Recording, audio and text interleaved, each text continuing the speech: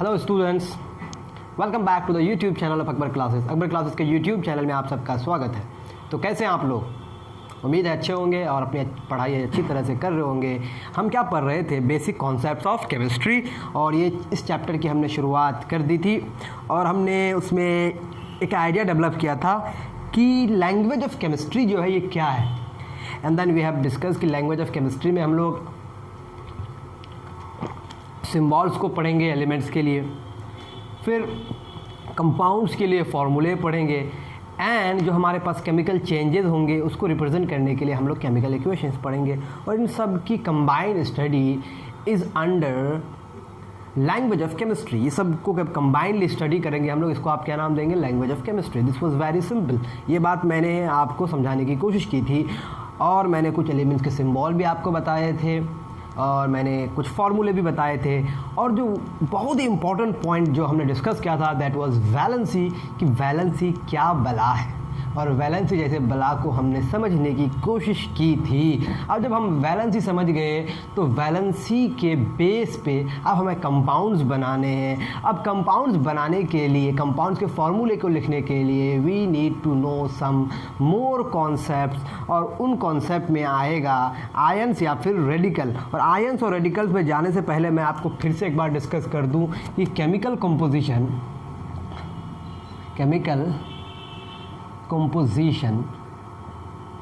किसे कहते हैं। जैसा कि मैं लिख रहा हूं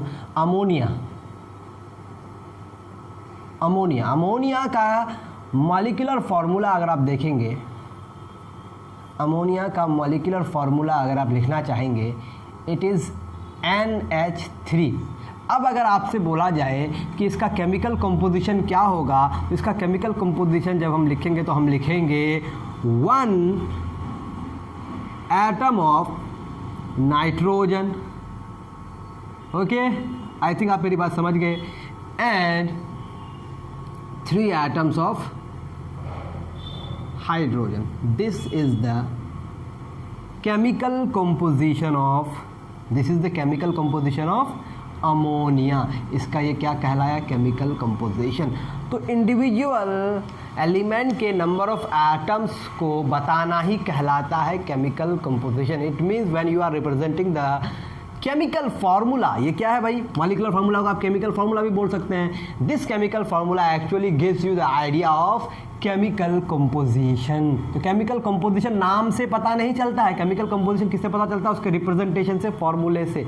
समझ में आ रही बात? अमोनिया से किसी को पता नहीं चलेगा कि अमोनिया में कौन कौन से एलिमेंट्स हैं, but when you right it's representation, यानी कि इसका फॉर्मूला जब लिखते हैं तो आपको आइडिया आता है। It has nitrogen, it has hydrogen, and there are 1 atom of nitrogen and 3 atoms of hydrogen, and this very thing is called chemical composition. I think I have discuss this thing in the last class, but समझाया मैंने नहीं था लिख के, आज इसको समझा दिया। Now moving to the next topic, and that very topic is what. इसको लिखना बहुत ज़रूरी है, जो मैंने अभी भी लिखा आप इसको पॉज करके प्लीज़ लिख लेंगे, क्योंकि लिख लेंगे तो आप जब भी अपनी कॉपी को खोलेंगे तो क्या होगा भाई? आपको केमिकल कंपोजिशन का आइडिया डेवलप हो जाएगा। समझ में आ रही है मेरी बात? चले आगे बढ़ा जाए। अब हम लोग क्या पढ़ेंगे? आयंस। क्या पढ़ेंगे? आयंस। आयंस को रेडिकल्स भी हम लोग कभी कभी बोलेंगे, ठीक है, लेकिन रेडिकल स्पेशल केस में बोलेंगे हम लोग। आपकी किताब में हालांकि हर जगह रेडिकल्स बोला गया, हम लोग आयंस को कैरी करेंगे। आयंस। अब आयंस किसे कहते हैं? आयंस क्या हैं? आयंस जो है ये हैं चार्ज स्पीसीज। Charge species. कैसे स्पीसीज भाई? Charge species. स्पीसीज का मतलब केमिकल स्पीसीज। कैसी species? Chemical species. Chemical species, ठीक है। जब आपके पास कोई चार्ज स्पीसीज आ जाए वो कहलाएंगे आयंस। अब चार्ज क्यों होता है भाई? आप सबको फंडा पता है कि एक एटम में 3 तरह के पार्टिकल होते हैं, इलेक्ट्रॉन्स, प्रोटॉन्स एंड न्यूट्रॉन्स। ये अनचार्ज है, न्यूट्रल है, और इन दोनों पे चार्ज होते हैं। इलेक्ट्रॉन पे नेगेटिव चार्ज और प्रोटॉन पे पॉजिटिव चार्ज, यानी कि इन्हीं दोनों का खेला है, इलेक्ट्रॉन और प्रोटॉन का। बट प्रोटॉन और न्यूट्रॉन जो होता है न्यूक्लियस पे। कहाँ होता है भाई? न्यूक्लियस पे। और न्यूक्लियस को ब्रेक करना ऑलमोस्ट इम्पॉसिबल है। तो इलेक्ट्रॉन क्या करता है, बाहर घूमता है, और ये इलेक्ट्रॉन या तो बाहर जा सकता है या फिर किसी एटम में ऐड हो सकता है। और यही इलेक्ट्रॉन के जाने और आने से क्या होता है, चार्ज डेवलप होता है। यानी कि चार्ज स्पीसीज बनता कब है, charge species formed by the transfer of electrons, transfer का मतलब ये क्या हो सकता है, लॉस्ट, लूज इसको बोलेंगे आप, और गेन। समझ में आ रही बात, transfer of electrons between atoms, नहीं लिख के आप इसको ऐसे ही रखें, इलेक्ट्रॉन के ट्रांसफर की वजह से। फॉर एग्जांपल मेरे पास एक एटम है ए, आप इस एटम में एक इलेक्ट्रॉन को ऐड कर दिए। अब एक इलेक्ट्रॉन को ऐड करने की वजह से इस पे एक नेगेटिव चार्ज आ गया। समझ में आ रही बात, आपके पास एक एटम है, दूसरा को एटम मानते हैं बी है, इससे आपने एक इलेक्ट्रॉन को हटा दिया। तो एक इलेक्ट्रॉन हटाने की वजह से यहाँ पर एक एटम है जिसका नाम ए है, इसमें n नंबर ऑफ प्रोटॉन्स था और n नंबर ऑफ इलेक्ट्रॉन्स था। एक इलेक्ट्रॉन एक्स्ट्रा आ गया तो इसमें अब क्या हो गए, n नंबर ऑफ प्रोटॉन्स तो हैं लेकिन इलेक्ट्रॉन्स क्या हो गए, n plus 1 number of electrons हो गए। यानी कि ये ज़्यादा हो गया, इसलिए नेगेटिव चार्ज। समझ में आ रही बात। अब यहाँ मान लेते हैं n नंबर ऑफ प्रोटॉन्स थे और n नंबर ऑफ इलेक्ट्रॉन्स, क्योंकि नंबर ऑफ प्रोटॉन्स बराबर नंबर ऑफ इलेक्ट्रॉन्स होते हैं किसी भी एटम में। You should know this from your previous classes, okay. अब ये है, आपने एक इलेक्ट्रॉन हटा दिया तो क्या हुआ भाई, नंबर ऑफ प्रोटॉन्स तो n p ही है but number of electrons n-1 हो गए। एक इलेक्ट्रॉन की क्या हो गई, कमी हो गई, तो प्रोटॉन ज़्यादा हो गया, एक प्रोटॉन ज़्यादा हो गया तो एक पॉजिटिव चार्ज आ गया। तो इलेक्ट्रॉन जाने और आने से क्या आ गया भाई, चार्ज आ गया।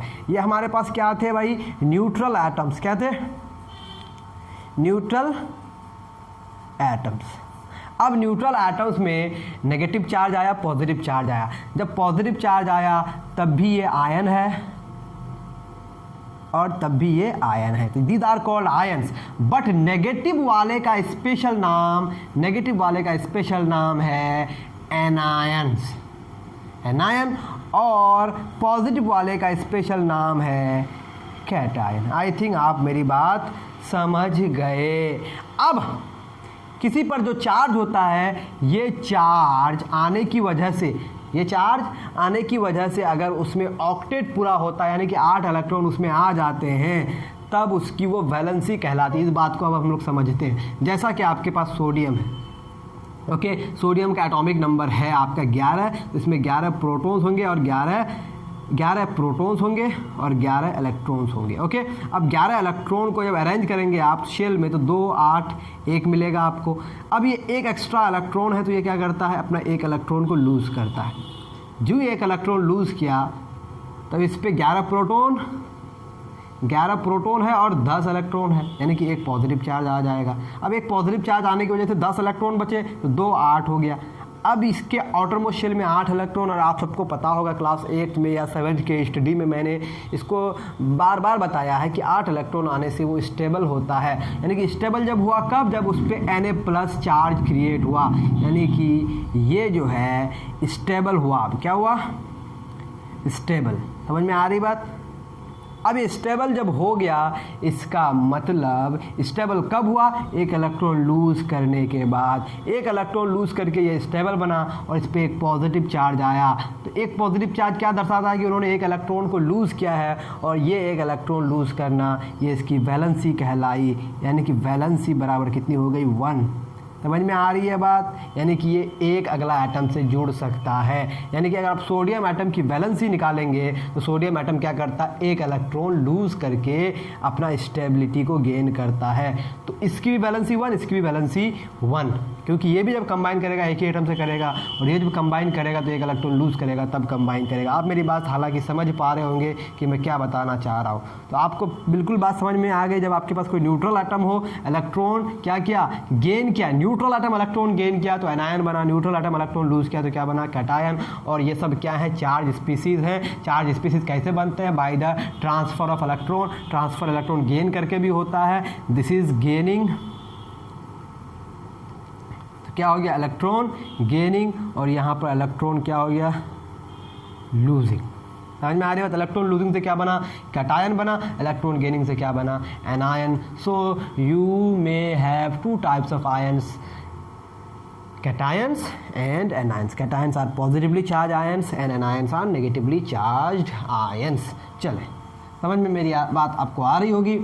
आगे बढ़ते हैं।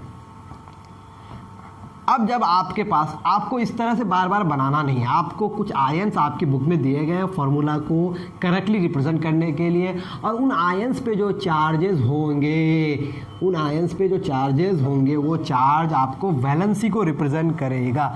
ठीक है, ions which are given in your book, उन आयंस के लिए जो उस पर चार्ज का वैल्यू होगा वही उसकी क्या होगी, वैलेंसी होगी। जैसा कि मैं कुछ कैटायंस लिख रहा हूँ, क्या लिख रहा हूँ, कैटायंस। मैं कुछ कैटायंस लिख रहा हूँ। कैटायंस का मतलब इसको आप बोलेंगे पॉजिटिव आयंस। ठीक है भाई, कैटायंस लिख रहा हूँ। जैसा कि मैं लिखूँ Na+, K+, Ca+2, Mg+2, Al+3, these are some of the ions। समझ में आ रही बात? इसी तरह से हाइड्रोजन H+ बनाएगा, Zn Zinc+2 बनाएगा, निकेल है Ni+2 बनाएगा, क्रोमियम है ये आपका +2 बनाएगा, तो क्रोमियम +3 बना रहा है। चलिए अब देखें, इसकी अगर मैं वैलेंसी लिखना चाहूँ या फिर इसका टाइप ऑफ आयन लिखना चाहूँ, टाइप ऑफ आयन लिखना चाहूँ, क्योंकि इस पर एक पॉजिटिव चार्ज है, इसको आप क्या बोलेंगे, मोनोवैलेंट। क्या बोलेंगे, मोनोवैलेंट। इस पर भी एक है तो इसको मोनो बोलेंगे, इस पर दो है तो इसको बोलेंगे डाईवैलेंट। डाईवैलेंट बोले या फिर आप इसको बाईवैलेंट बोलें, इट्स अप टू यू। इसको भी बाईवैलेंट बोलेंगे, इसको आप बोलेंगे ट्राईवैलेंट, इसको आप बोलेंगे मोनोवैलेंट अगेन, इसको आप बोलेंगे बाईवैलेंट, बाईवैलेंट एंड ट्राईवैलेंट। तो इस तरह से टाइप ऑफ आयंस हो गए। अगर मैं वैलेंसी की बात करूँ, इसकी वैलेंसी 1, इसकी भी वैलेंसी 1, इसकी वैलेंसी 2, इसकी वैलेंसी 2, इसकी वैलेंसी हो जाएगी 3, इसकी वैलेंसी हो जाएगी 1, इसकी वैलेंसी हो जाएगी 2, इसकी वैलेंसी हो जाएगी 2, इसकी वैलेंसी हो जाएगी 3। तो दिस इज कॉल्ड वैलेंसी, और valency is what, combining capacity. जब ये कंबाइन करेगा वो उसकी कंबाइनिंग कैपेसिटी को रिप्रेजेंट करेगा। अब ये तो हो गए कि ये एलिमेंट्स ये फिक्स वैलेंसी शो करेगा। अब कुछ ऐसे एलिमेंट्स होते हैं जो शो करते हैं एक से ज़्यादा वैलेंसी। अगर मैं आपको लिखूं बोर्ड पे, आयरन के ऑक्साइड FeO भी होते हैं और Fe2O3 भी होती है। ठीक है, ऑक्सीजन की वैलेंसी फिक्स है, बदल कौन रहा है, ऑक्सीजन की वैलेंसी ऑलमोस्ट फिक्स होती है। यहाँ पर ऑक्सीजन की वैलेंसी है, वैलेंसी इसकी है 2। ठीक है, यहाँ भी ऑक्सीजन की वैलेंसी कितनी है, 2। अगर मैं चार्ज की बात करूँ ऑक्सीजन पे, किसकी बात करूँ, चार्ज की, तो चार्ज है -2 और यहाँ भी चार्ज है -2। एक एटम की बात अगर करूँ मैं, तो यहाँ पर एक एटम पे कितना हो गया भाई, -2। ओके, और यहाँ पर 3 एटम पे कितना हो गया, -6। अगर ये 3 एटम पे -6 होगा तो इस पे 2 एटम पे कितना होना पड़ेगा, +6 होना पड़ेगा, क्योंकि चार्ज को जब तक न्यूट्रलाइज नहीं करेंगे तब तक कंपाउंड नहीं बनेगा। यहाँ एक एटम पे -2 हुआ तो एक एटम पे क्या होगा, +2। तो जितना चार्ज होगा उतनी वैलेंसी होगी। समझ में आ रही है मेरी बात? तो यहाँ पर 2 एटम की वैलेंसी कितनी होगी, 6, तो एक एटम की वैलेंसी कितनी होगी, 3। यानी कि अगर मैं इसकी वैलेंसी निकालना चाहूँ, यहाँ पर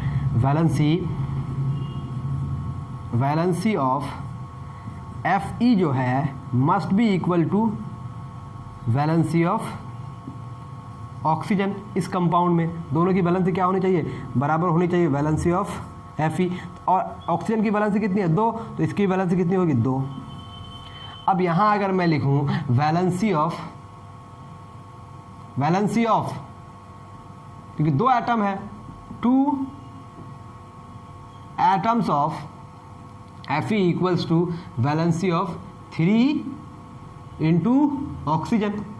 समझ में आ रही बात? 2 एटम, यहाँ 3 हो गया कितना भाई, यहाँ देख सकते हैं वैलेंसी ऑफ 3 का कितना हो गया, 3 इंटू 2 यानी कि 6 हो गया, यानी कि ये भी आपका 6 हो गया है। 2 एटम का 6 हुआ, यहाँ 3 एटम का 6 हुआ, यानी कि इसको 3 से डिवाइड करेंगे और इसको कितना से डिवाइड करेंगे, 2 से डिवाइड करेंगे तो 1 का निकलेगा आपका 3 और इसका 1 का कितना 2 ही, तो आपको पता ही है पहले से ही। यानी कि यहाँ 1 की बैलेंस कितनी हुई 3, यानी कि 2 में अगर +6 है तो 1 में कितना होगा भाई, 2 में +6 है तो इन ईच एटम में अगर बात करें, ईच एटम की अगर बात की जाए तो कितनी हो जाएगी +3। यहाँ ईच एटम में कितना है +2 है, तो एक ही एटम है लेकिन अलग अलग कंपाउंड में अलग अलग वैलेंसी है, और ऐसी वैलेंसी को हम लोग कहते हैं वेरिएबल वैलेंसी। क्या कहते हैं, वेरिएबल वैलेंसी, वेरिएबल वैलेंसी। तो देयर आर सम एलिमेंट्स है ना that shows different valency in different compounds. समझ में आ रही बात, एक कंपाउंड में एक वैलेंसी शो करता है, दूसरे कंपाउंड में दूसरी वैलेंसी शो करता है। ऐसी वैलेंसी को हम लोग कहते हैं वेरिएबल वैलेंसी, और हमें इन वेरिएबल वैलेंसी को डिस्कस करना है कि कौन कौन से वो एलिमेंट्स हैं जो वेरिएबल वैलेंसी को शो करता है, और उसके नाम कैसे लिखे जाते हैं वो भी हम लोग रिप्रेजेंट करेंगे। ठीक है, आसान बात है। ये सारे बेसिक कॉन्सेप्ट हैं जो आप क्लास 7 में भी देखे होंगे, क्लास 8 में भी देखे होंगे, क्योंकि क्लास 9 में हमें बहुत हाई-फाई कॉन्सेप्ट पढ़ने हैं, तो ये छोटी छोटी बातें आपको याद रहना ज़रूरी है, इसलिए हम एक तरह से रिवाइज कर रहे हैं। ठीक है भाई, कौन कौन से एलिमेंट्स वेरिएबल वैलेंसी शो करता है। वेरिएबल वैलेंसी क्या होगा भाई, वेरिएबल वैलेंसी डिफाइन क्या करेंगे हम इसको, there are some elements basically metals that shows different valencies in different compounds, one valency in one compound and another valency in different compound। तो इसमें कौन कौन से एलिमेंट्स आते हैं पहले हम उसको देखते हैं। एलिमेंट सबसे पहले इसमें अभी मैंने देखा आयरन है Fe, दूसरा इसमें आ जाता है आपका टिन, तीसरा इसमें आ जाता है सिल्वर भी आता है, हम कुछ टिपिकल लिखते हैं Cu आता है कॉपर। ठीक है, अब देखें इसमें कौन कौन से आयन्स ये बनाते हैं, आयन्स क्या क्या बनाते हैं। Fe जो है 2 तरह के आयन्स बनाते हैं, एक Fe+2 बनाता है और एक Fe+3 बनाता है। जो आयन बनाता है वो उसकी वैलेंसी हो गई, तो वैलेंसी अगर मैं बात करूँ, वैलेंसी 2 हो गई, वैलेंसी 3 हो गई। Sn जो है Sn+2 बनाता है और Sn+4 बनाता है, तो वैलेंसी 2 भी हो गई, 4 भी हो गई। Cu जो है ये आपका Cu+ बनाता है, Cu+2 बनाता है, वैलेंसी 1 हो गई, वैलेंसी 2 हो गई। इसके अलावा और भी आपके बुक में है मर्क्यूरी। ठीक है, इसके अलावा भी एलिमेंट्स है लेकिन हम लोग कुछ ही एग्जांपल्स देख रहे हैं। Hg+ बना रहा है और Hg+2 बनाता है, यही होगा। ठीक है, इसके अलावा इसकी वैलेंसी 1, इसकी वैलेंसी 2। ओके, अब नाम कैसे लिखा जाएगा, नेम कैसे लिखेंगे हम लोग, नेम, इसका नाम आप लिखेंगे आयरन 2। क्या लिखेंगे, आयरन 2 इन ब्रैकेट, या फिर आप इसको बोलेंगे, क्योंकि इसका लैटिन नाम फेरम है तो इसको आप लिखेंगे फेरस। इसको आप बोलेंगे आयरन 3। ओके, और क्योंकि ये हायर वैलेंसी है, ये हायर वैलेंसी है, ये लोअर वैलेंसी है, इसको आप बोलेंगे लोअर और इसको आप क्या बोलेंगे, हायर। हायर वैलेंसी के लिए आप लिखेंगे फेरिक।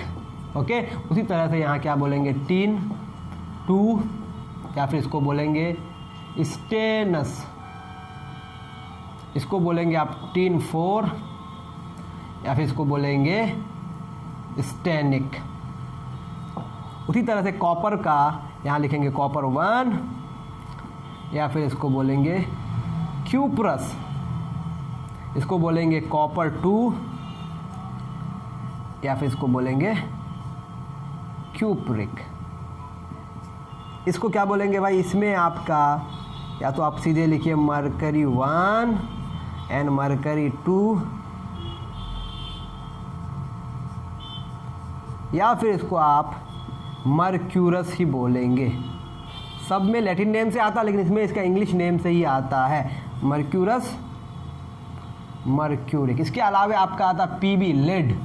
लेड का भी 2 होता है, Pb+2, Pb+4, तो इसको हम लोग बोलेंगे लेड 2 या फिर प्लम्बस, प्लम्बस OUS होगा,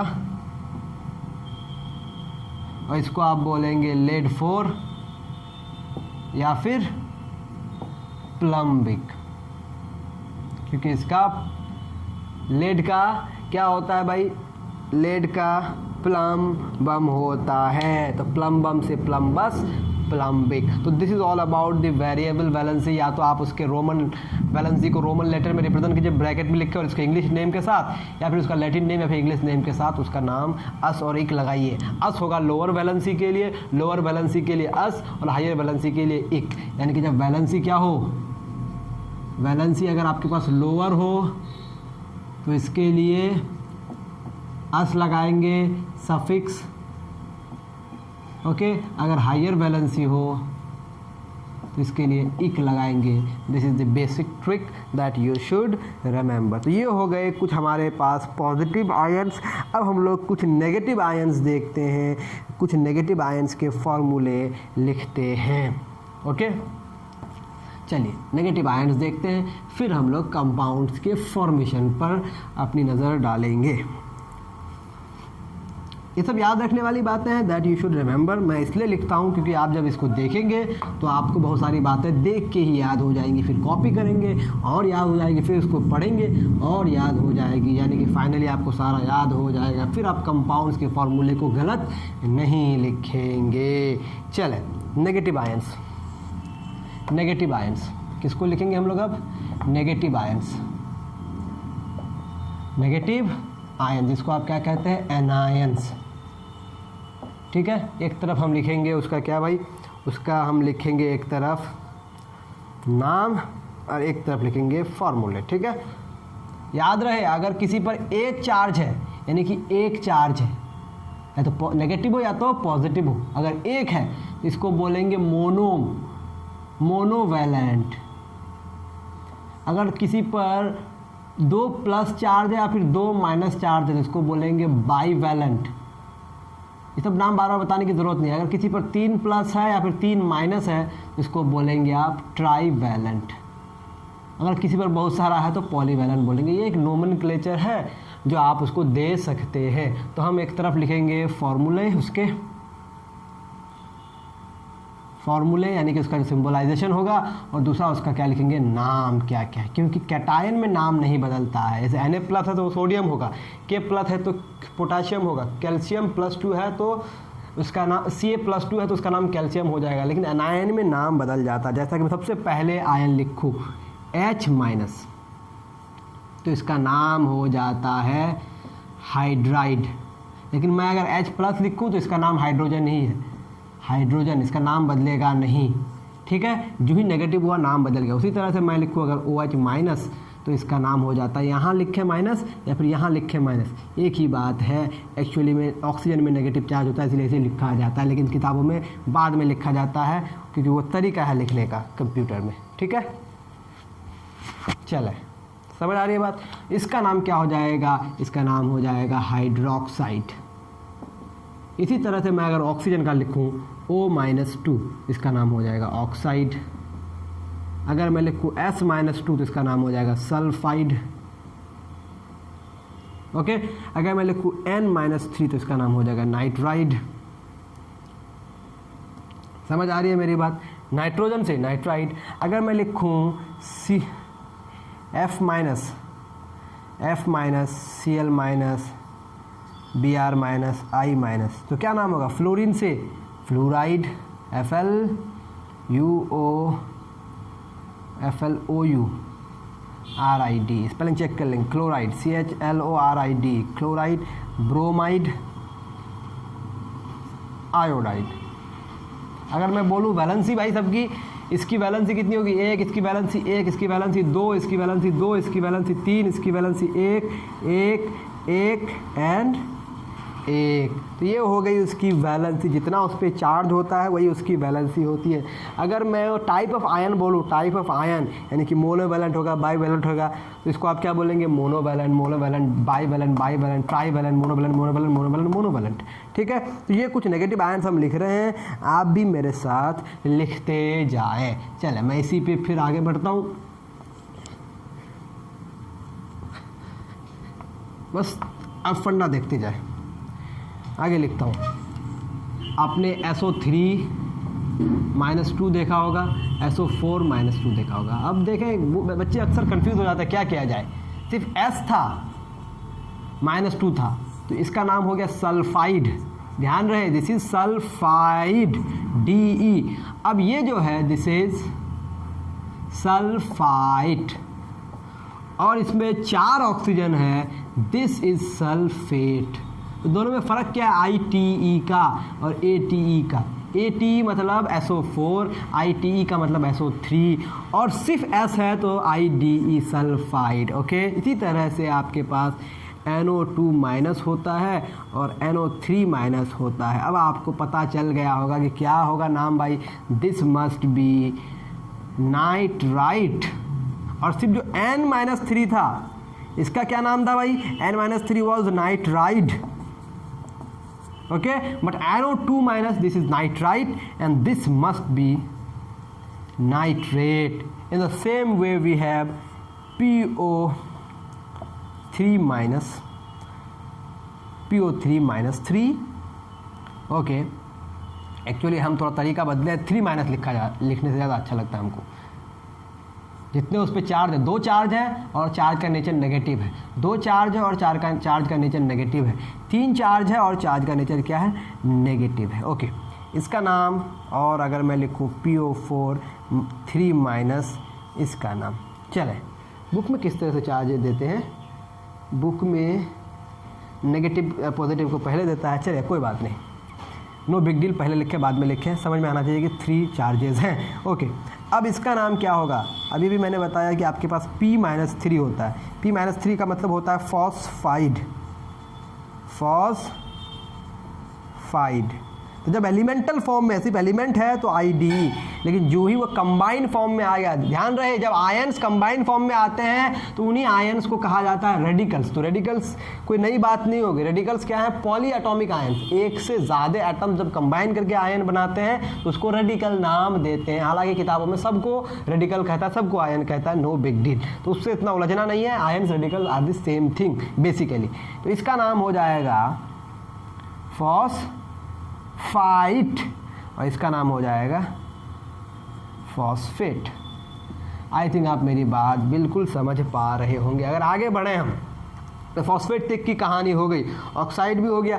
अब ध्यान रहे ऑक्सीजन जो है, ऑक्सीजन O-2 भी होता है, O- भी होता है। ओके, अब O- कैसे होता है, O- दिस इज बेसिकली, इसको हम रिप्रेजेंट करते हैं O2-2, ठीक है, O2-2 दो एक साथ जुड़ा होता है, ठीक है। अब ये दो एक साथ जुड़ा कैसे होता है, यहाँ ऑक्सीजन अकेला है, यहाँ ऑक्सीजन और ऑक्सीजन के बीच में एक सिंगल बॉन्ड होता है। ये आपको समझ में नहीं आएगी बात, ये जब आपको मास्टर पढ़ाएगा हायर क्लासेस में, या फिर हम ही अगर पढ़ाएंगे अगला क्लास में, जब बॉन्डिंग वगैरह पढ़ाएंगे तो आपको बताएंगे there is something called peroxy bonds, ठीक है। तो इसका नाम हो जाएगा, तो 2 ऑक्सीजन पे 2 नेगेटिव चार्ज, तो 1 ऑक्सीजन पे कितना हुआ भाई, 1 नेगेटिव चार्ज। तो वैलेंसी, अगर वैलेंसी की बात की जाए, अगर वैलेंसी की बात की जाए, इसकी वैलेंसी 2, इसकी वैलेंसी 1, नेगेटिव चार्ज 2 दिख रहा है लेकिन वैलेंसी 1 है। वैलेंसी पर एटम, ध्यान रहे वैलेंसी पर एटम की अगर बात करें, पूरे आयन की वैलेंसी है 2, लेकिन वैलेंसी पर एटम की अगर मैं बात करूं दिस इज 1। अब नाम क्या है भाई, इसका नाम तो ऑक्साइड हो गया। इसका नाम क्या है, क्योंकि देयर इज अ पर ऑक्सी बॉन्ड, ऑक्सीजन ऑक्सीजन के बीच में पर ऑक्सी बॉन्ड है, तो इसको हम बोलेंगे पर ऑक्सी। इसके अलावा आपके बुक में सुपर ऑक्साइड भी होना चाहिए, जो दिया नहीं है, नो बिग डील। चलें आगे बढ़ते हैं, ठीक है, आगे बढ़ते हैं। देखें, एक होता है ClO4-, एक तो Cl- था क्लोराइड, अब ClO4- है, ClO3- है, ClO2- है, ClO-, वेरी कन्फ्यूजन। तो कन्फ्यूज़न में जाना ही नहीं है, ध्यान रहे एक एक ऑक्सीजन कम हो रहा है, सबसे ज़्यादा जिसमें ऑक्सीजन है उसमें आप लगा देंगे पर, ठीक है। अब इसमें एक ऑक्सीजन कम हुआ तो इससे पर हट जाएगा, पर हट गया, पर समझ रहे हैं, पर हट गया। उससे एक ऑक्सीजन कम हो गया तो इसमें अब हम और कुछ करेंगे और सबसे कम वाले ऑक्सीजन में आप लगाएंगे हाइपो। अब देखें कैसे नाम लिखा जाता है, इसका नाम है पर रेट, इसका नाम है सिर्फ क्लोरेट। थोड़ा सा time they, hang on for a second. चले, थोड़ा सा रुकना पड़ा था। चल, मैं क्या बता रहा था कि ClO4 है जिसमें सबसे ज़्यादा ऑक्सीजन है, पर क्लोरेट एक ऑक्सीजन कम हो गया, क्लोरेट उससे एक ऑक्सीजन कम हो गया। तो अब क्या करेंगे भाई, अब उपाय क्या है, क्लो तो लिखेंगे यहाँ पर, बस राइट कर देंगे। अब यहाँ भी क्लोराइट रह जाएगा, लेकिन शुरू में मैंने हाइपो लगा दिया तो इसका नाम हो जाएगा hypochlorite, hypochlorite. Remember there is a big difference between IDE and ITE, तो नाम में ये सारे डिफरेंसेस यू शुड नो, ठीक है। अब इसके आगे बढ़ते हैं, इसके आगे क्या क्या है, जो जो नाम काम के हैं वो मैं आपको बता रहा हूँ। जैसे आपके पास फॉर्मूले पहले लिखूँगा मैं, CO3 माइनस HCO3, CO3 -2 लिखे आप, या फिर 2 माइनस लिखे, एक ही बात है, ठीक है। HCO3 नाम कैसे लिखा जाए भाई, CO3 this is called carbonate, SCO3 आ गया तो इसको आप बाई कार्बोनेट बोलेंगे। क्या बोलेंगे, बाई कार्बोनेट। रिमेंबर यहाँ पे इसकी वैलेंसी 2, इसकी वैलेंसी 1। क्यों इसकी वैलेंसी 1, क्योंकि एक हाइड्रोजन एक्स्ट्रा आने की वजह से इसकी वैलेंसी 1 कम हो गई। इसको बाई कार्बोनेट भी कहा जाता है, इसको हाइड्रोजन कार्बोनेट भी कहा जाता है। ओके, इसी तरह से सल्फेट था आपका, तो HSO4 भी हो सकता है, बाई सल्फेट, तो इसकी वैलेंसी 1 हो जाएगी। इसी तरह से फॉस्फेट था आपके पास, तो आपका हो सकता है HPO4 -2, उसकी -3 थी, तो इसका नाम हो जाएगा हाइड्रोजन जोड़िए या फिर बाई जोड़िए। तो एक बार हाइड्रोजन जोड़ देते हैं हम लोग,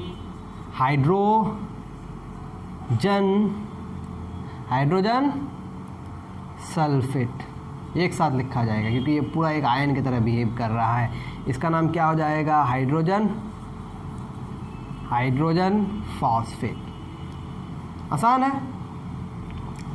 बिल्कुल आसान है। इसी तरह से मैं अगर लिखूँ ZnO2 -2, मैं अक्सर भूलता हूँ इसका जिंकेट दिया है कि नहीं आपकी बुक में, there is no zincate, there is no zincate, yes there is zincate, -2, this is zincate,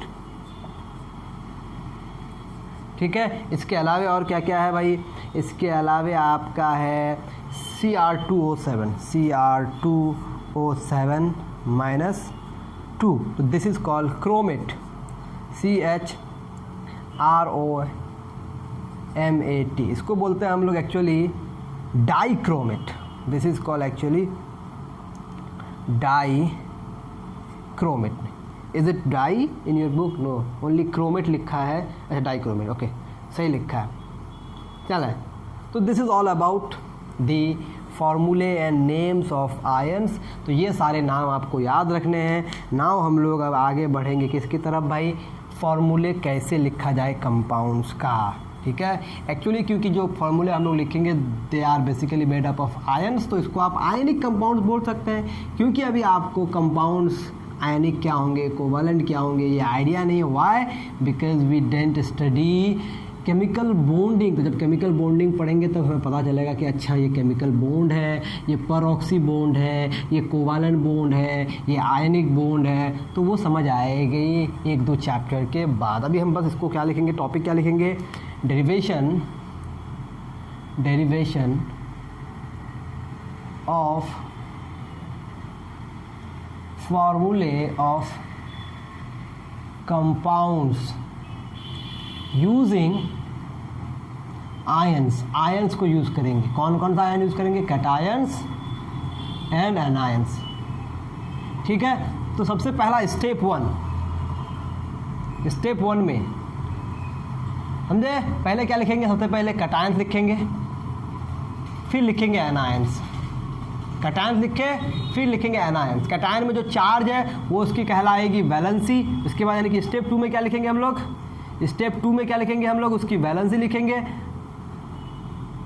valency लिखेंगे, यहाँ वैलेंसी होगी समथिंग, यहाँ वैलेंसी होगी इसकी समथिंग, ठीक है। मान लेते हैं एक्स, मान लेते हैं वाई। उसके बाद स्टेप 3 में क्या करेंगे, स्टेप 3 में करेंगे क्रिस क्रॉस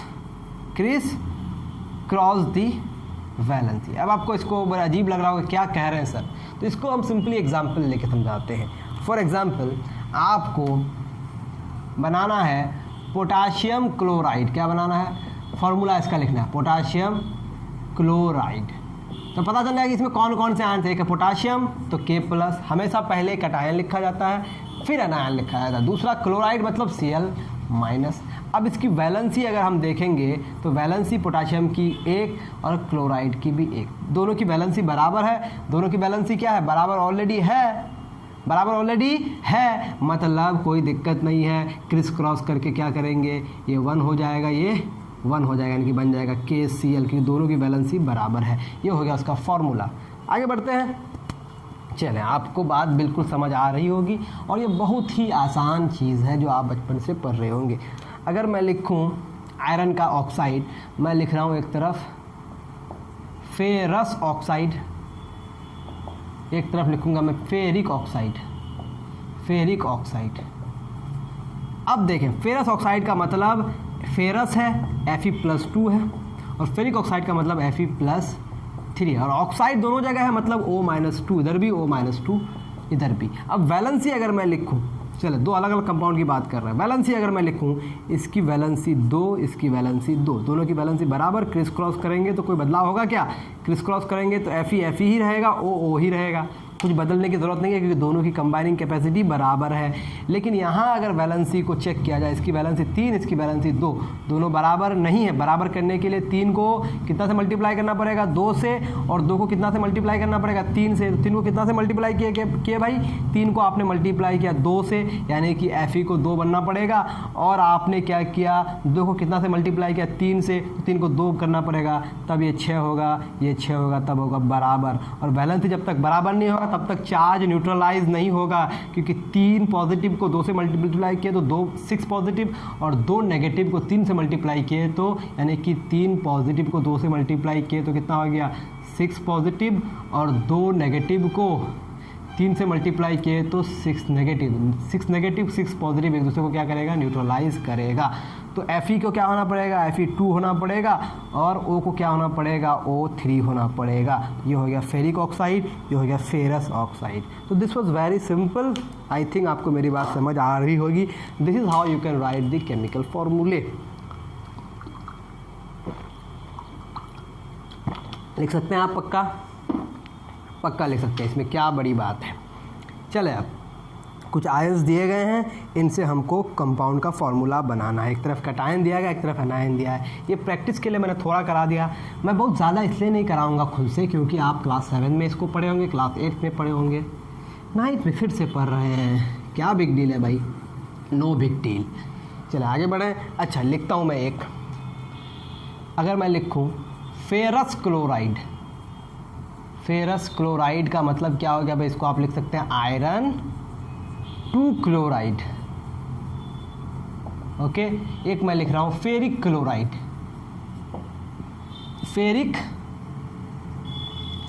क्लोराइड, आपको पता है फेरिक का मतलब iron 3 chloride. Okay, iron 2 chloride मतलब आयरन की वैलेंसी Fe+2, और क्लोराइड तो हमेशा Cl- बेचारा, और आयरन 3 का मतलब Fe+3 और Cl-। वैलेंसी अगर लिखा जाए, वैलेंसी इसकी 2, इसकी 1, इसकी वैलेंसी 3, इसकी वैलेंसी 1, यहाँ भी बराबर नहीं है और यहाँ भी बराबर नहीं है। चलिए, जहाँ बराबर नहीं है उसको बराबर करेंगे भाई। बराबर करने के लिए ये जो 2 है, इस 2 को कुछ नहीं करेंगे, 1 को क्या करेंगे, 1 को आप मल्टीप्लाई 2 से करेंगे, और 2 को कितना से मल्टीप्लाई करेंगे, 1 से, तब बराबर हो जाएगा। ये 1 कहाँ से आया, यहाँ से, और ये 2 कहाँ से आया, यहाँ से, यानी कि इसको 2 करना पड़ेगा, इसको 1 करना पड़ेगा। क्रिस क्रॉस करके आपका क्या हो जाएगा, Fe का तो 2 ऑलरेडी है ही है, तो उसको कुछ नहीं करना पड़ेगा, 1 से मल्टीप्लाई कर दिए, और क्लोराइड को कितना से मल्टीप्लाई किए, 2 से, तो Cl2 हो गया। इन द सेम वे यहाँ इसका 3 है तो 3 को 1 से मल्टीप्लाई करेंगे और 1 को 3 से मल्टीप्लाई करेंगे, यानी कि जिसका 1 था वो 3 बन गया, और जिसका 3 था वो 1 ही 3 है, तो ये बन गया FeCl3। This is ferric chloride, this is ferrous chloride, ये कहलाता है क्रिस क्रॉस, Fe1Cl3। 1 लिखा नहीं जाता है नंबरिंग में, 1 इज़ अंडरस्टैंडेबल, वो आप खुद समझते हैं कि ये वहाँ पर है। समझ रहे हैं मेरी बात। अब एक क्वेश्चन आपके बुक में दिया गया है, उसको करते हैं, फिर आगे बढ़ते हैं। और क्या उसके बाद है कुछ और भी कंपाउंड्स के नेमिंग्स हैं, उसको कर लेंगे, फिर हम पूरी तरह से आगे बढ़ जाएंगे केमिकल रिएक्शंस की तरफ, रफ्ते रफ्ते, धीरे धीरे, रफ्ते रफ्ते, धीरे धीरे, आराम आराम से। चलें आगे बढ़ते हैं। देखें क्या है आपके पास, होता क्या है भाई, होता क्या है, हाँ क्या है, क्वेश्चन है, एक तरफ है कैटायन, थकावट हो रही है, अब एक तरफ है एनायन, और आपको लिखना है कंपाउंड का नाम, फार्मूला ऑफ द कंपाउंड बताना है। क्या बताना है? Formula of the compound, compound का फार्मूला क्या बनेगा कैटायन और एनायन से। कैटायन दिया हुआ है, एनायन दिया हुआ, फार्मूला बताना। नंबर 1 में क्या क्या दिया हुआ है, कैटायन में दिया हुआ है आपका Na प्लस और दिया हुआ है ZnO2 2 minus, ZnO2 2 minus. Number 2 में क्या दिया हुआ भाई, नंबर 2 में Zn+2 दिया हुआ है, और एनायन में क्या दिया हुआ है, HCO3 माइनस। नंबर 3 में क्या दिया हुआ है, नंबर 3 में हमारे पास है Mg+2 Cl माइनस। नंबर 4 में क्या दिया हुआ है, K plus HPO4 -2। Okay, these are something that we have given. तो इसकी वैलेंसी कितनी है भाई, 1, इसकी वैलेंसी कितनी है, 2, तो दोनों की वैलेंसी अलग अलग। तो जिसकी वैलेंसी 2 है और वो 1 वाले के साथ कंबाइन करेगा, तो 1 वाले को कितना होना पड़ेगा, 2 होना पड़ेगा, यानी कि इसकी वैलेंसी है आपका 1, इसकी वैलेंसी है 2, क्रिस क्रॉस करेंगे तो ये 1 रह जाएगा और ये कितना हो जाएगा, 2 हो जाएगा। तो फार्मूला क्या बन जाएगा, Na2ZnO2। How simple is this, this is called sodium zincate. Okay, then we have, इसकी वैलेंसी हो गई 2, इसकी वैलेंसी हो गई 1, ठीक है। तब जो जिसकी वैलेंसी 1 है, 2 वाले से कंबाइन करने के लिए उसको 2 बनना पड़ेगा ना भाई। तो क्रिस क्रॉस करके हमारा क्या बन गया, Zn तो हो गया। अब HCO3 है, क्या है, HCO3 क्योंकि पूरा है इसलिए इसके ऊपर हम ब्रैकेट देंगे और यहाँ लिखेंगे 2, तो ZnHCO3 minus, this will be called as zinc bicarbonate. Zinc और बाइकार्बोनेट के बीच में स्पेस होगा, रिमेंबर, जिंक बाइकार्बोनेट, ठीक है। अब यहाँ देखें, इसकी वैलेंसी 2, इसकी वैलेंसी 1, तो जिसकी वैलेंसी 1 है उसको 2 बनना पड़ेगा।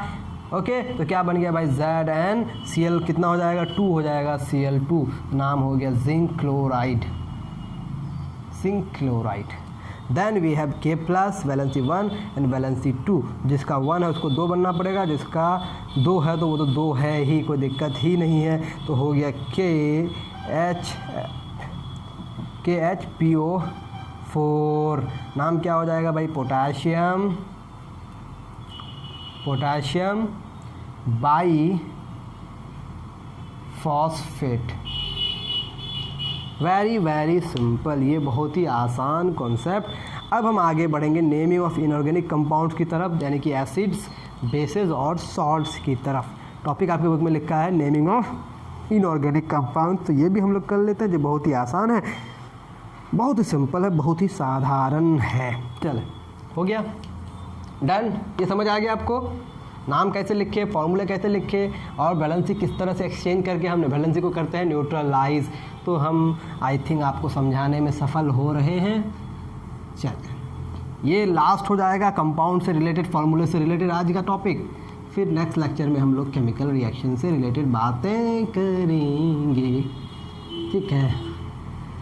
बातें बहुत प्यारी प्यारी हो रही है, इससे आपको बहुत ज़्यादा हेल्प मिलने वाला है। तो क्या पढ़ेंगे हम लोग, नेमिंग ऑफ अब इनऑर्गेनिक कंपाउंड किसे कहते हैं, ये सवाल है। इनऑर्गेनिक कंपाउंड्स, अब इनऑर्गेनिक कंपाउंड उसे बोलेंगे जिसका ओरिजिन क्या है, जिसका ओरिजिन है मिनरल, इसका ओरिजिन क्या है, मिनरल है। और compounds which are originated from minerals, यानी कि जिसको बनाया जाता है मिनरल से। अब इनऑर्गेनिक कंपाउंड में हम लोग 3 कैटेगरी को डिस्कस करेंगे। एक हम लोग पढ़ेंगे एसिड्स, एक पढ़ेंगे हम लोग बेसेस, एक पढ़ेंगे हम लोग सॉल्ट्स। समझ में आ रही बात? अब एसिड्स हम लोग डिस्कस करेंगे तो नेमिंग ऑफ एसिड्स देख लेते हैं। नेमिंग ऑफ एसिड्स, अब एसिड्स 2 तरह के होंगे आपके पास। एक को बोलेंगे हम लोग हाइड्रा एसिड्स, इसका नाम बहुत आसान है। एक को हम लोग बोलेंगे ऑक्सी एसिड्स, इसके नाम को थोड़ा समझना है। अब हाइड्रा एसिड्स देखते हैं, क्या देखते हैं? Hydra acids. हाइड्रा एसिड्स में क्या होगा आपके पास? हाइड्रोजन प्लस, तो यही लिखते हैं, यहाँ लिखते हैं हम लोग हाइड्रोजन प्लस नॉन मेटल, ठीक है। ये नॉन मेटल हम बता दे रहे क्या क्या होगा, फ्लोरीन होगा, क्लोरीन होगा, ब्रोमीन होगा और आयोडीन होगा। और ऑक्सी एसिड में क्या होगा? ऑक्सी एसिड में आपका hydrogen plus oxygen plus non metal. अब ये नॉन मेटल में क्या हो सकता है? ये सारे एलिमेंट्स हो सकते हैं, फॉस्फोरस हो सकता है, सल्फर हो सकता है, क्लोरीन हो सकता है, ब्रोमीन हो सकता है, आयोडीन हो सकता है, नाइट्रोजन हो सकता है एंड सो ऑन, ठीक है। यानी कि ऑक्सीजन जिसमें हो नॉन मेटल और हाइड्रोजन के अलावा वो कहलाएंगे ऑक्सी एसिड। तो हाइड्रा एसिड का नेमिंग देखते हैं। हाइड्रा एसिड जैसा कि मैं लिख दूँ HF, या फिर मैं लिख दूँ HCl, या लिख दूँ मैं HBr, या फिर मैं लिख दूँ HI। तो कुछ नहीं करना है, बस सिंपली आपको इसमें शुरू में लगाना है हाइड्रो, इसमें भी लगाना है हाइड्रो, इसमें भी लगाना है हाइड्रो, इसमें भी लगाना है हाइड्रो, सब में लगाना है हाइड्रो, और बाद में इसमें कर देना है हाइड्रो। हो गया। अब देखें हाइड्रो के साथ जोड़ेंगे कुछ हम लोग, क्या जोड़ेंगे? तो ये जोड़ेंगे इसके आधार पे, फ्लोरीन है तो हम लोग फ्लू करेंगे, FLUORIC, फ्लूरिक। ये क्या हो जाएगा? क्लोरीन है तो क्लोरिक, आयोडीन, ब्रोमीन है तो ब्रोमिक, आयोडीन है तो हो जाएगा आयोडिक। अब एसिड को अलग से लिखेंगे एसिड, लेकिन एसिड है तो एसिड में एसिड का नाम लिखा जाता है इस तरह से।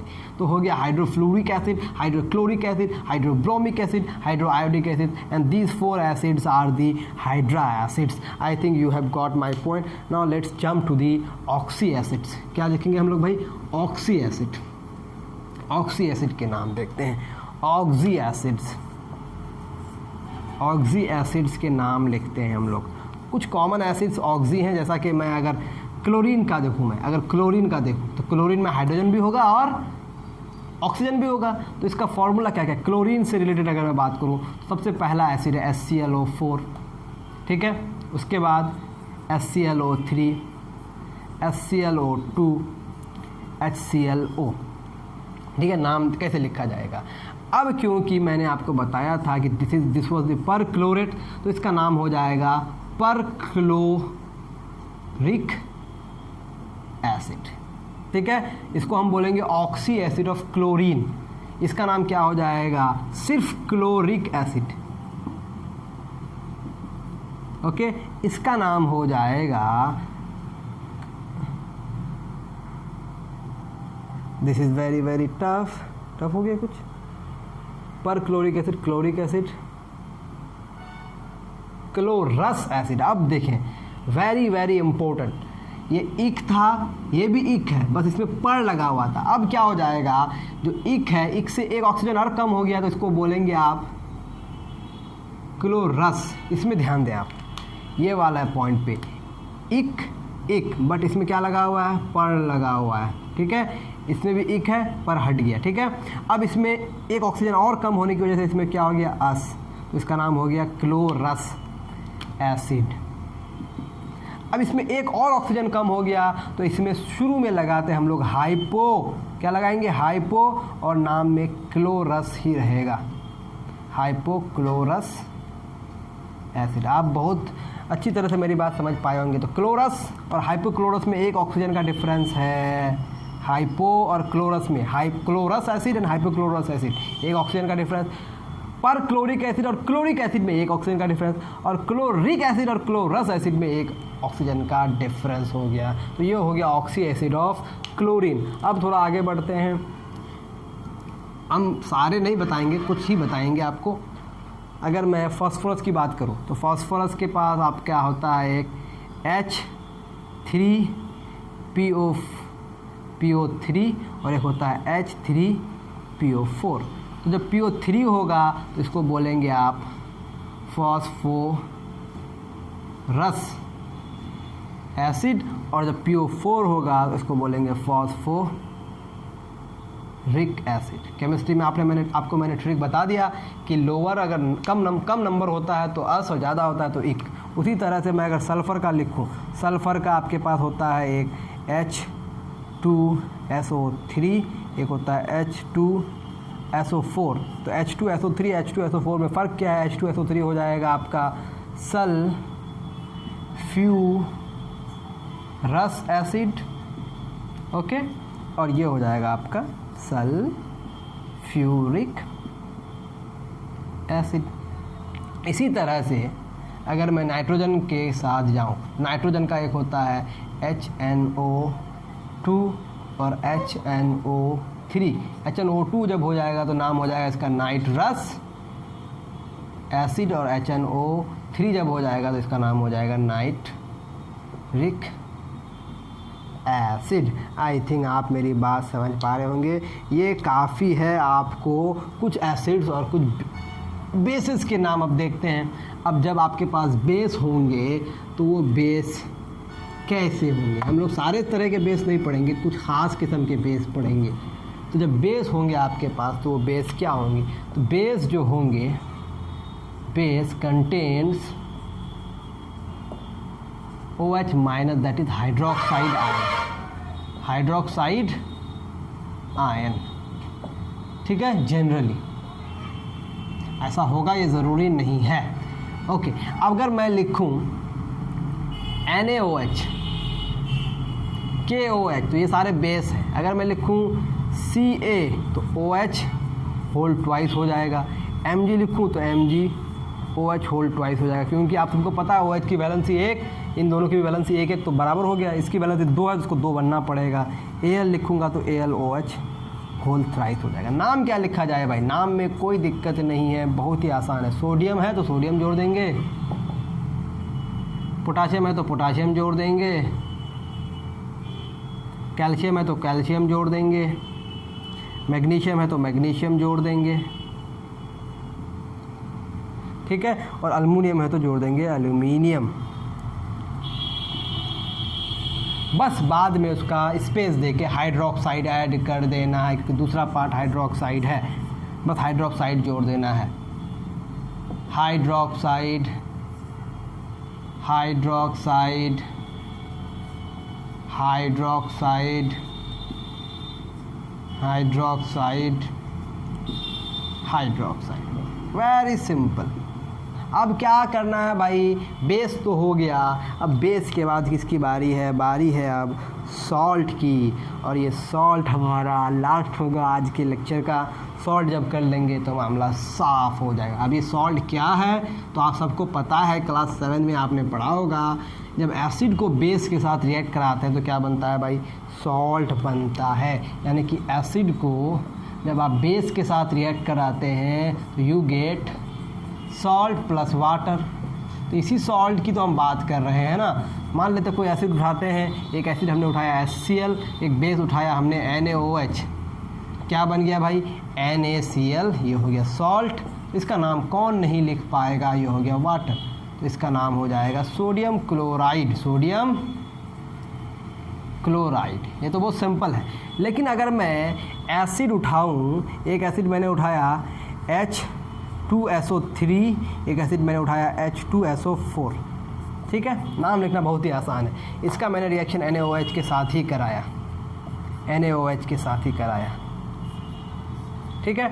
अब NaOH के साथ रिएक्ट कराएंगे तो यहाँ बनेगा Na2, क्योंकि सल्फेट की वैलेंसी 2 है तो सोडियम को 2 होना पड़ेगा, Na2SO3, यहाँ बनेगा Na2SO4। तो नाम भी अलग अलग होगा, H2O, H2 नाम कैसे अलग होगा? तो SO3 जब है तो इसका नाम है सल्फाइड, मैंने आपको बताया था। तो कितना आसान हो गया, इसका नाम हो गया सोडियम सल्फाइड और इसका नाम हो गया सोडियम सल्फेट। तो कोई दिक्कत है ही नहीं, बस आपको पता होना पड़ेगा कौन सा एसिड है कौन सा बेस है। तो कोई भी सॉल्ट मैं लिखूँगा, मैं लिखूँ फॉर एग्जांपल KClO4, तो ClO4 कहाँ से आया भाई? पर क्लोरिक एसिड से आया। और ये पोटाशियम, तो नाम हो जाएगा पोटाशियम बस पर क्लोरेट, पोटाशियम पर क्लोरेट। समझ रहे हैं मेरी बात? अगर मैं लिखूँ KClO3 तो इसका नाम हो जाएगा पोटाशियम, क्योंकि ClO3 है तो मतलब क्लोरिक एसिड से आया होगा और क्लोरिक एसिड का नाम हो जाएगा क्लोराइड। मैं इसको रिएक्शन करके दिखा रहा हूँ, चलो रिएक्शन करके देखेंगे तो ज़्यादा मज़ा आने वाला है। एक एक चीज़ को डिटेल करते हैं ना। दूसरा बेस लेते हैं, अब थोड़ा मज़ेदार बेस लेते हैं कैल्शियम हाइड्रोक्साइड को उठाते हैं और एसिड हम लोग चारों लेते हैं,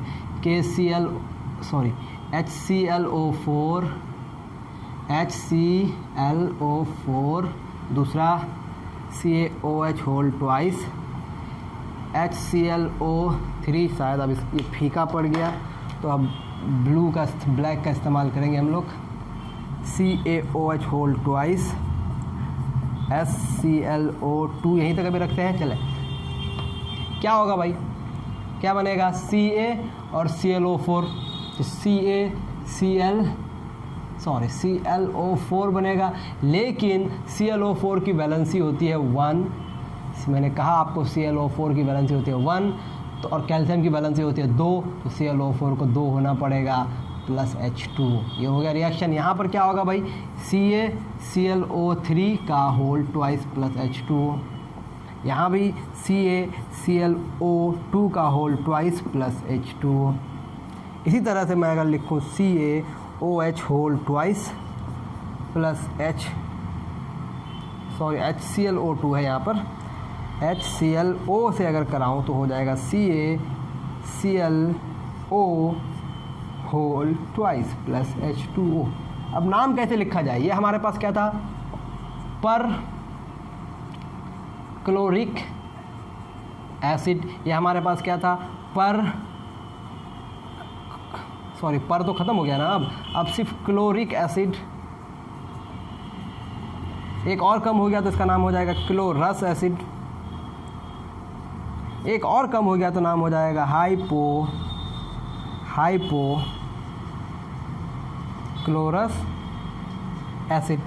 अब जब पर क्लोरिक एसिड था तो इसका नाम भी हो जाएगा पर क्लोरेट। सिर्फ लगाना है इसमें कैल्शियम पर क्लोरेट। कितना आसान है। इसका भी नाम कैल्शियम, क्योंकि ये क्लोरिक एसिड है तो ये क्लोरेट हो जाएगा, सिर्फ क्लोरेट। इसका नाम है क्लोरस एसिड तो इसका नाम हो जाएगा कैल्शियम क्लोराइट, IT, अस से आइट। अब ये हाइपो है तो इसका नाम भी हाइपो, इसमें भी जोड़ेंगे हम लोग कैल्शियम हाइपो क्लोराइड। आई थिंक आप मेरी बात समझ गए होंगे। इसी बेसिस पे आप जितने सारे एसिड और बेस का रिएक्शन करके सॉल्ट बनाएंगे, उन सॉल्ट का फॉर्मूला लिखिए और प्लीज़ उन कंपाउंड्स के उन फार्मूला का नाम लिखिए। अगर आप पैटर्न नहीं समझ पाए तो प्लीज़ इस वीडियो को दोबारा देखें, वहीं से जहाँ से मैंने इसको डिस्कस किया। आप सारे कंपाउंड्स को बनाएं, उन कंपाउंड्स के नाम लिखें। जब तक आप खुद नहीं करेंगे नाम लिखना बड़ा ही टफ हो जाएगा। तो this is all about the naming of inorganic compounds. I think I have discussed enough. अब नेक्स्ट लेक्चर में हम लोग 1-2 क्वेश्चन करेंगे, then we will move to chemical equation और भी कुछ बेसिक कॉन्सेप्ट पढ़ेंगे। Thank you very much for joining us and don't forget to subscribe Akbar classes YouTube channel और चैनल को लाइक कीजिए, ठीक है।